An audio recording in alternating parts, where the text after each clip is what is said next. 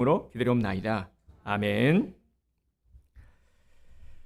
네, 주일 2부 예배 나오신 우리 귀한 성도님들 한 분 한 분을 주님의 이름으로 환영하며 축복합니다. 네, 노사연 씨가 부른 만남이라는 노래 아시죠? 우리 국민 가요 중에 하나이지 않습니까?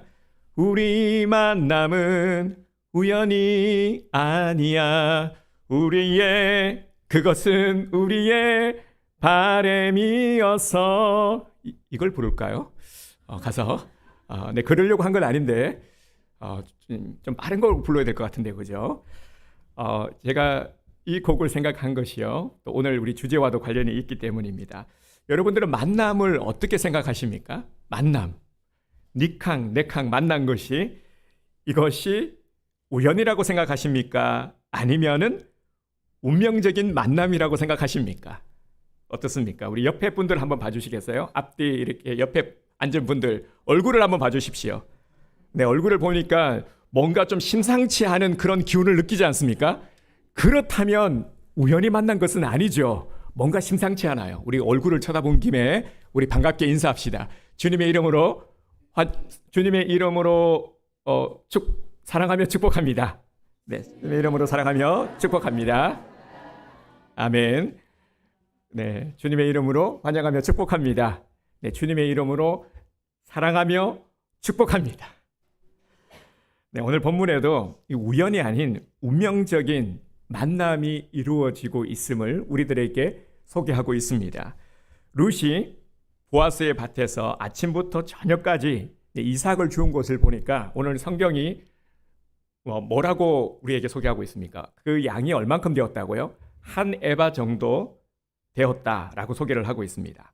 근데 우리는 금방 좀 잘 이해가 되지 않죠. 한 에바가 얼마만큼의 많은 양인지. 그래서 찾아보니까요, 이 한 에바가 약 36리터, 우리 계산이 빠르시는 분들은 아실 겁니다. 2말 정도 된다고 합니다. 여러분, 그러면 이삭을 주운 양이 2말 정도 되니까 36리터 정도가 되니까 이게 많습니까? 적습니까?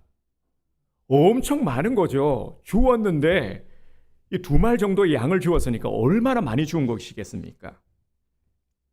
추수한 것도 아니고요, 남은 것, 떨어진 것을 주운 것이라고 치면은 이건 정말 엄청난 양을 주운 것입니다. 지금 이러한 상황입니다. 그러니까 룻은 기분이 너무 좋겠죠. 많이 주었으니까요. 너무 기쁜 마음으로 집에 돌아가서 시어머니 나오미에게 자랑을 합니다. 어머님, 이것 보세요. 오늘 제가 이렇게도 많이 주었어요. 너무너무 감사하죠. 우리 한 일주일은 이제 굶지 않고 먹을 수 있게 되었어요. 얼마나 기쁘고 감사했겠습니까? 근데 나오미가 보니까 깜짝 놀라는 거죠. 아니, 얘가 도대체 혼자 주운 거 맞아? 어떻게 이렇게 많이 주었지? 놀라지 않을 수가 없었습니다. 그래서 물었죠. 너 오늘 어디 가서 이렇게 많이 주운 거냐? 예, 오늘 보아스라는 사람의 들에서 이렇게 많이 주었습니다. 라고 대답을 했죠. 룻이 이렇게 많이 죽게 된 것은 분명 룻 자신의 노력만은 아닙니다. 우리는 알고 있죠. 보아스가 일꾼들에게 당부했어요. 얘들아, 너무 많이 떨지 말고 적당히 남겨도 적당히 흘려. 이렇게 당부를 해뒀습니다. 밭의 주인은 이 보아스의 명령대로 뚝뚝 떨어뜨려 놓은 것이죠. 그런데 말입니다. 보아스가 좀 이상합니다. 갑자기 룻에게 관심을 가지기 시작합니다. 그리고 지나친 친절을 베풀고 있습니다. 보아스가 왜 이렇게 엄청난 호의를 베풀고 있는 것입니까? 이건 누가 봐도 상식적인 모습은 아닙니다. 우리가 계속해서 나누고 있지만 보아스의 위치에서는 보아스는 밭을 가지고 있는 주인이고 또 거느리고 있는 사람들도 있는 상당히 부유한 사람이고, 반면에 룻은 모압 여인, 이방 여인입니다. 오늘날 관점에서 보면은 이방 여인에게 자기 밭에서 이삭을 줍도록 허락한 것, 이거 하나만으로도 대단한 거죠. 엄청난 선을 베풀고 있는 것입니다. 그런데 굳이 이렇게까지 하면서 보아스에게 유익되는 것이 무엇일까요? 보아스는 도대체 어떤 계산, 무슨 생각으로 이렇게 호의를 베풀고 있는 것일까요? 룻이 이삭을 준 그 결과물을 한번 보십시오. 보아스의 친절과 호의로 한 에바의 이 이삭을 주었습니다.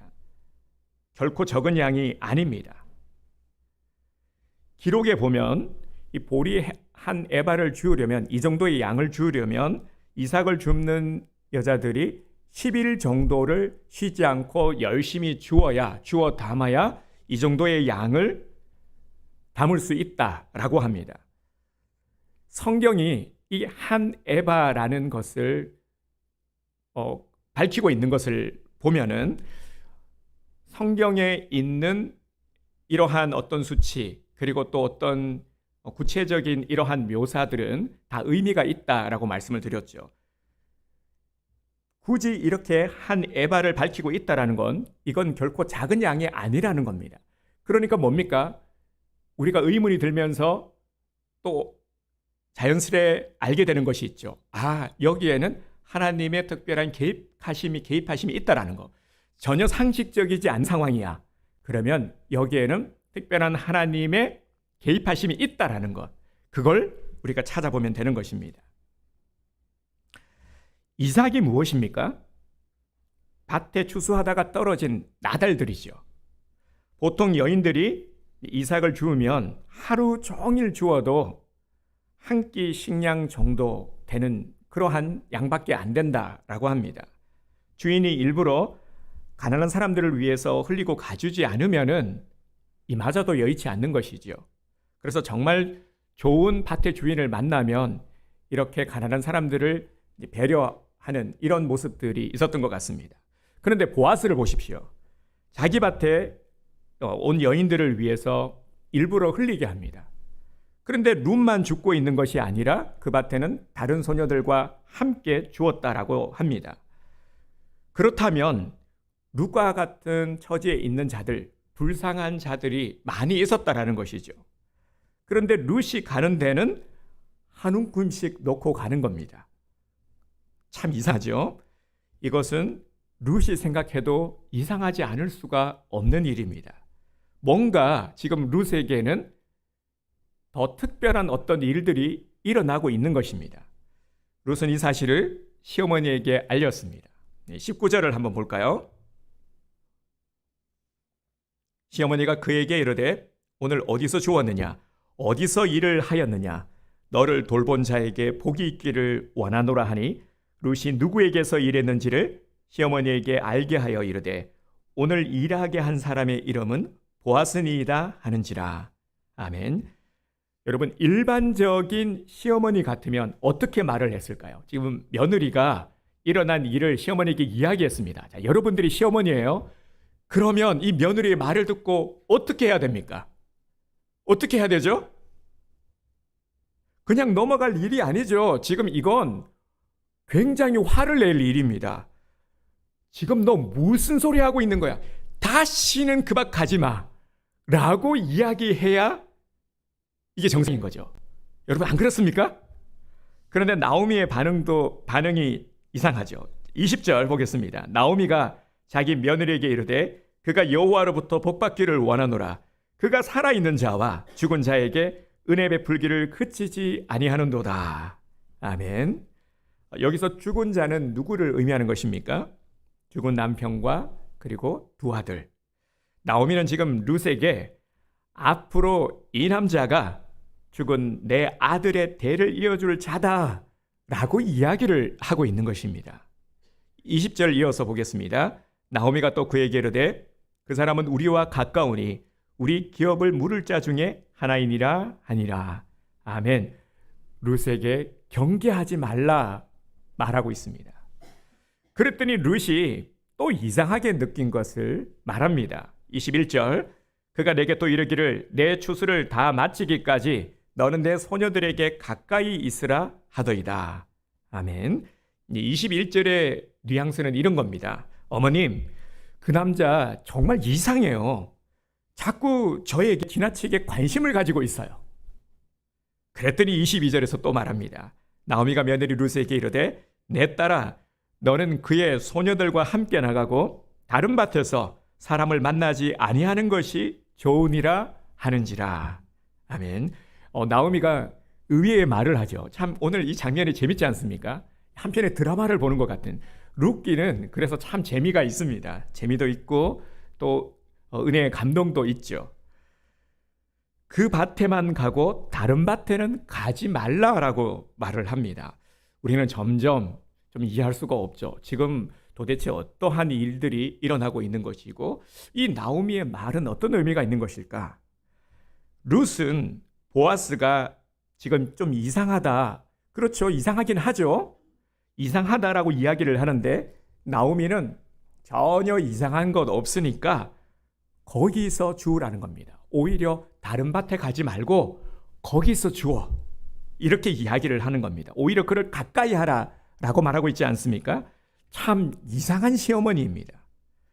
외간 남자가 접근했다고 하면은 그냥 머리카락 쥐어 잡고 뜯고 해야 되는데 정신이 있는 거냐 없는 거냐 앞장서라. 지금 당장 가서 내가 그놈을 이렇게 해야 되는데 지금 이런 모습이 아니라 어머니는 그 사람하고는 같이 붙어 있어도 된다라고 말하고 있는 거죠.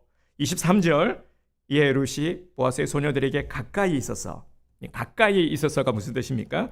룻의 마음이 이제 움직이기 시작했다라는 것을 보여주고 있는 것입니다. 저는 이 장면을 보면서 지난주에 닐레의 이삭 줍는 여인들 제가 말씀을 드렸죠. 설교를 듣고 아마 찾아보신 분들이 계실 겁니다. 끄덕끄덕 하시는 분들이 계시는데요. 이삭 줍는 여인들, 저는 이 23절 9절이 이 밀레에게 영감을 준 구절이 아닐까라는 생각이 듭니다. 이 장면이요. 이에 룻이 보아스의 소녀들에게 가까이 있어서, 이건 지극히 제 개인적인 생각입니다만 이 23절이 바로 그 그림의 세 여인이 이삭 줍고 있는 그 모습을 떠올리게 합니다. 저는 그런 생각도 했어요. 세 명 중에서 누가 룻일까? 그랬을 때 가운데 여인이 아닐까? 이런 생각까지 했습니다. 나중에 그림을 한번 보시기 바랍니다. 23절 보겠습니다. 이어서 보리 추수와 밀 추수를 마치기까지 이삭을 주며. 아멘. 이 말은 보아스의 집에서 이렇게 쭉 이삭을 주었다라는 것입니다. 그러면 나오미가 왜 보아스를 가까이 하라 말한 것일까요? 우리는 이게 지금 궁금하죠. 나오미는 지금 어떤 생각으로 며느리에게 보아스를 가까이 하라 라고 말한 것일까?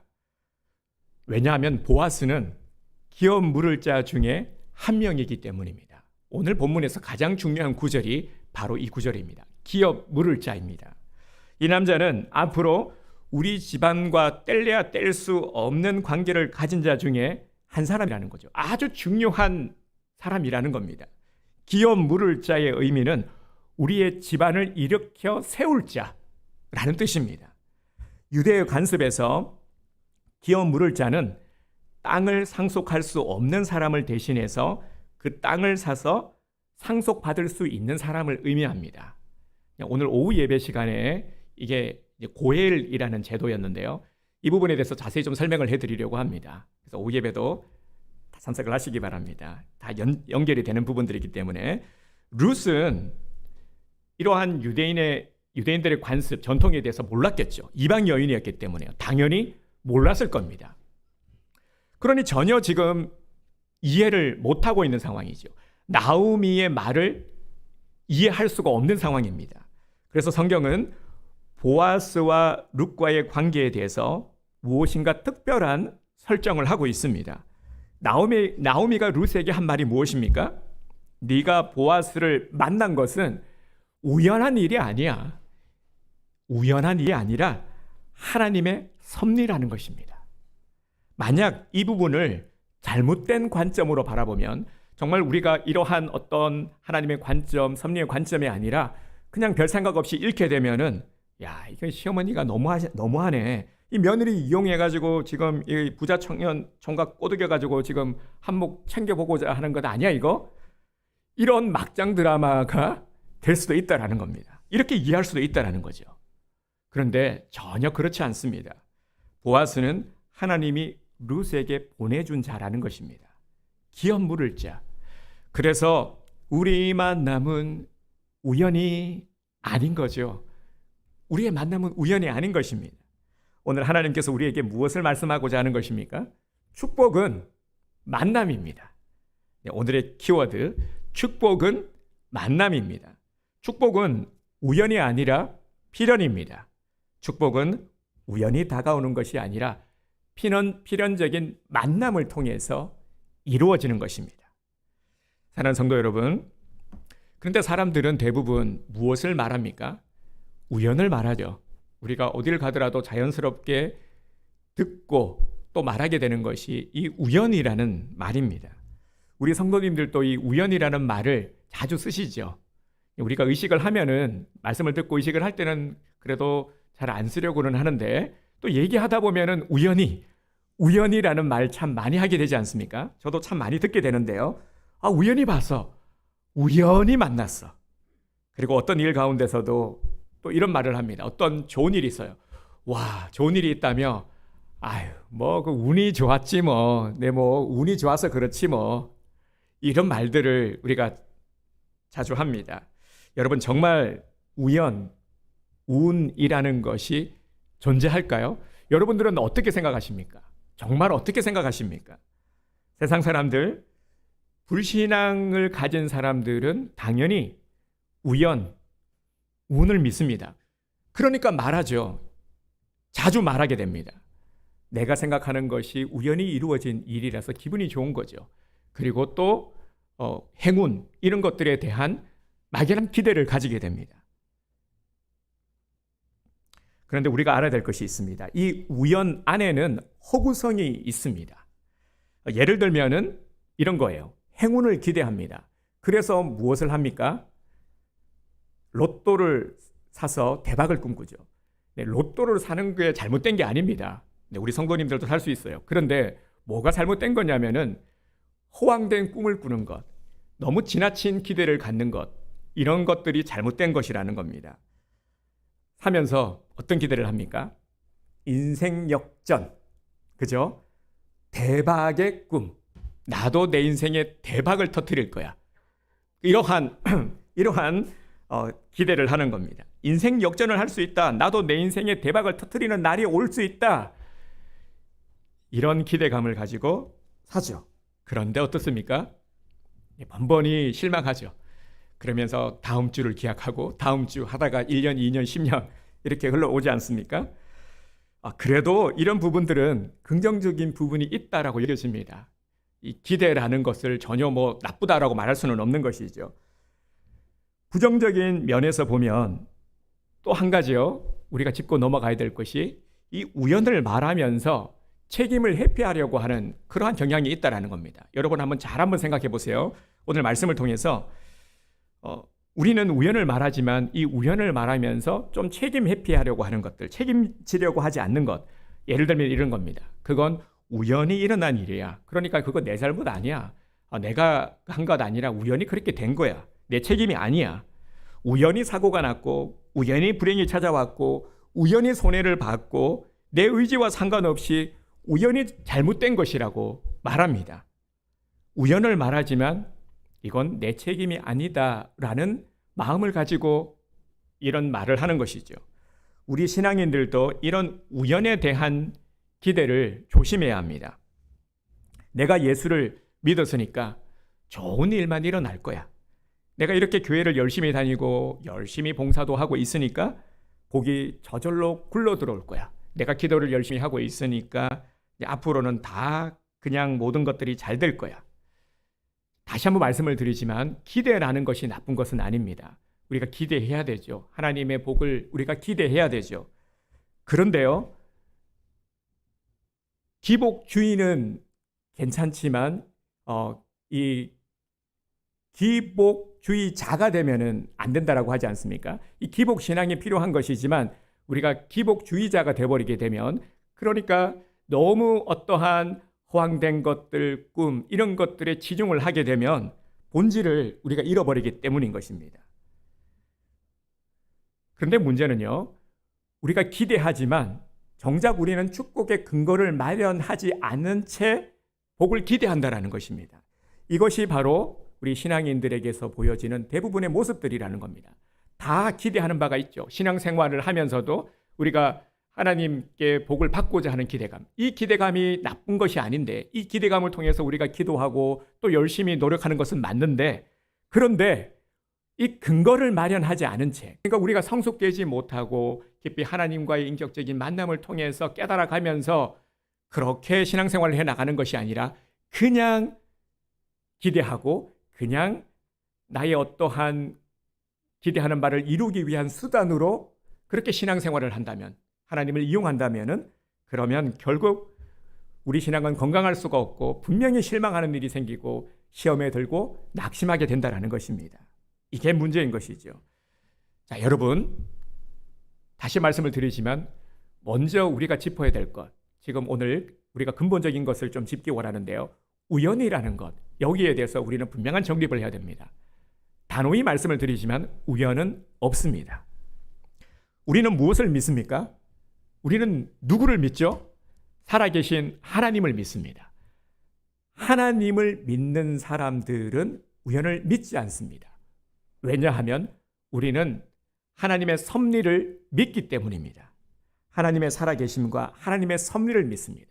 그래서 일어나는 모든 일들, 이게 우연한 일이 아니라 모든 것에서 하나님의 의미를 우리는 찾게 되는 것입니다. 다른 사람은 아유 재수 없어 라고 말하지만 우리는 그렇게 생각하지 않습니다. 이런 일이 일어나게 된 영적인 것들을 살피죠. 그리고 하나님께 묻기도 하고 그러면서 의미를 찾아가는 자들입니다. 완전히 다르죠. 우리는요. 우리가 하나님의 살아계심을 믿는다면 이는 그분의 주권을 믿는 것입니다. 하나님의 권세, 하나님의 능력을 가지고 하나님께서 우리 삶에 친히 간섭하시고 개입하심을 우리가 믿는 것입니다. 이 부분에 대해서 성경이 아주 자세하게 설명하고 있습니다. 예수님께서 제자들에게 가르쳐 주셨어요. 무엇을 가르쳐 주셨냐면 마태복음, 오늘 우리 요절 말씀입니다. 요절 말씀을 먼저 함께 선포하도록 하겠습니다. 시작. 너희에게는 머리털까지 다 세신 바 되었나니 두려워하지 말라. 너희는 많은 참새보다 귀하니라. 마태복음 10장 30절에서 31절 말씀. 아멘. 재미난 말씀을 하셨어요. 그죠? 머리털까지 세신 바 된. 왜 말씀을 하셨을까요? 어떻게 보면은 이거 조금 유치한 표현이잖아요. 머리털까지도. 여러분 머리털 셀 수 있나요? 그죠? 머리털 못 세요. 이걸 세다가는 짜증나죠. 그죠? 셀 수도 없을 뿐더러. 그런데 왜 머리털까지도 셀 수 있다? 라고 말씀하셨을까요? 그만큼 하나님이 누구인지를 우리 보고 알게끔 하는 겁니다. 우리를 누가 가장 잘 알까요? 가장 잘 아는 사람은 나를 만드신 분이겠죠. 그죠? 자동차는 자동차를 만든 사람이 제일 잘 알고 뭐 어떤 것이든지 마찬가지죠. 만든 사람이 제일 잘 아는 겁니다. 이걸 말씀하고자 하는 거예요.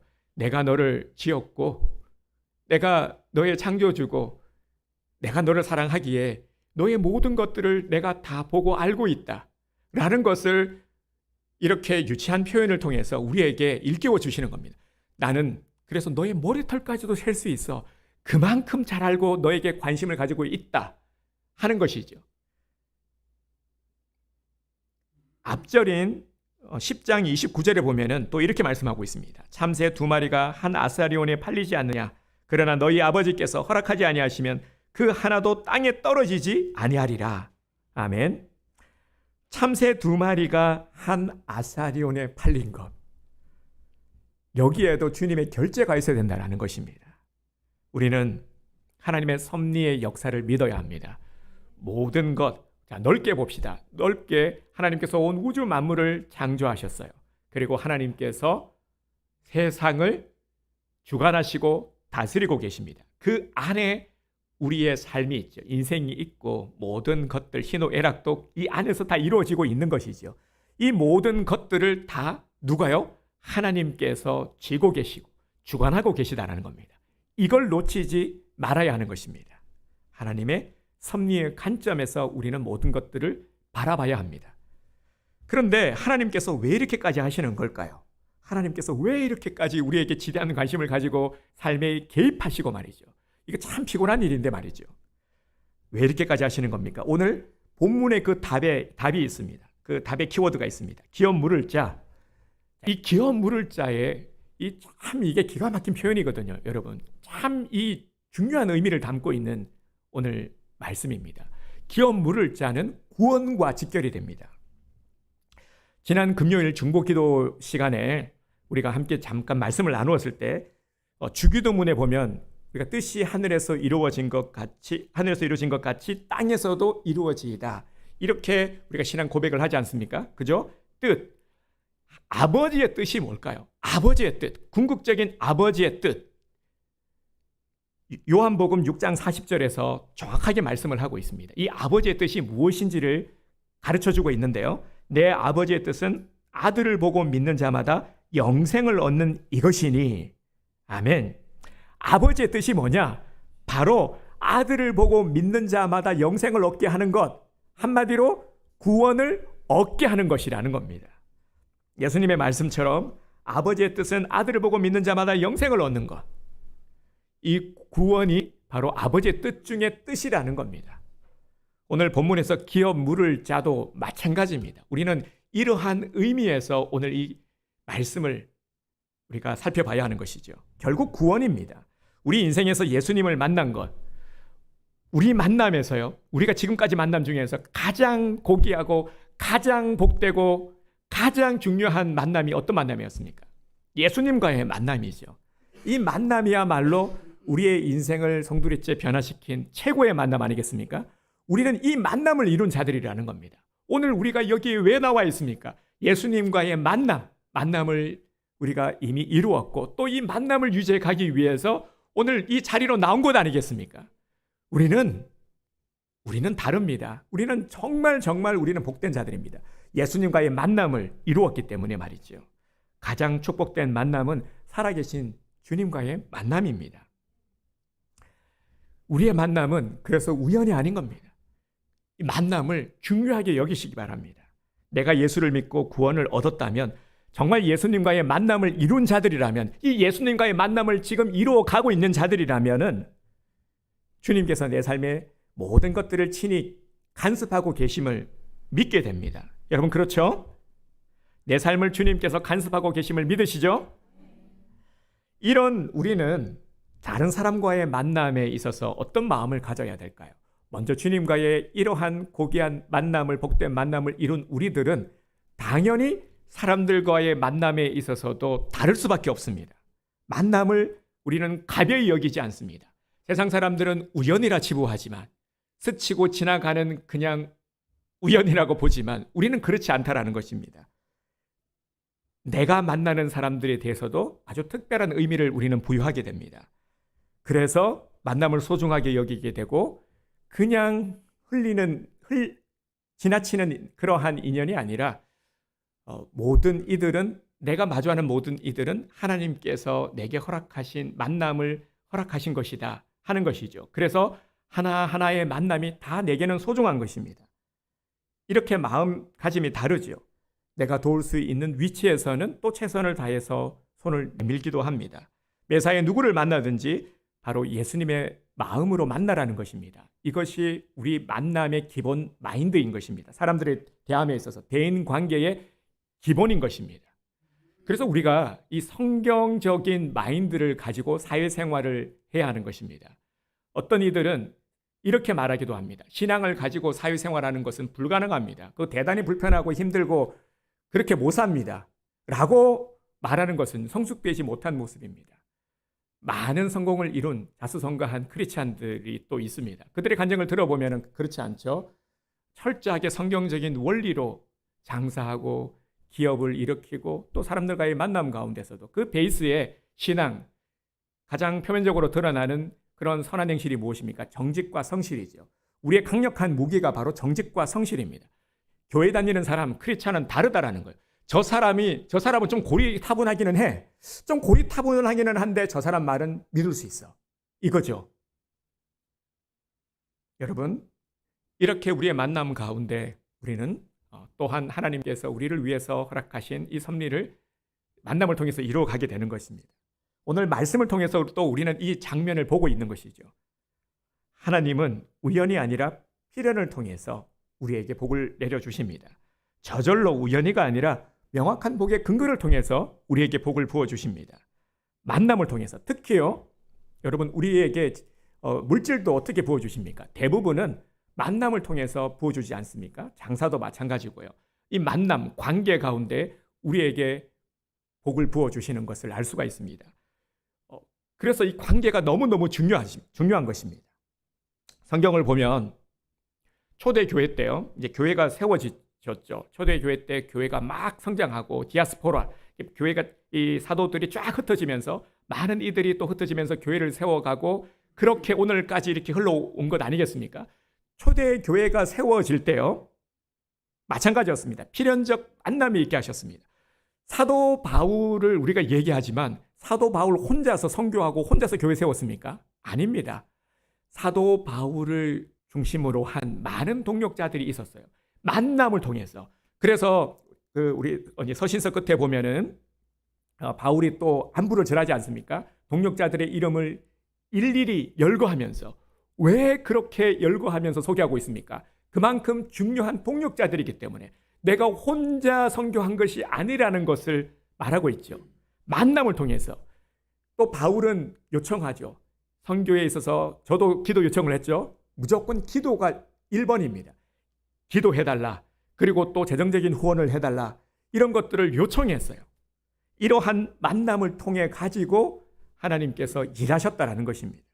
빌립보 교회가 세워질 때 개척 멤버가 누구였습니까?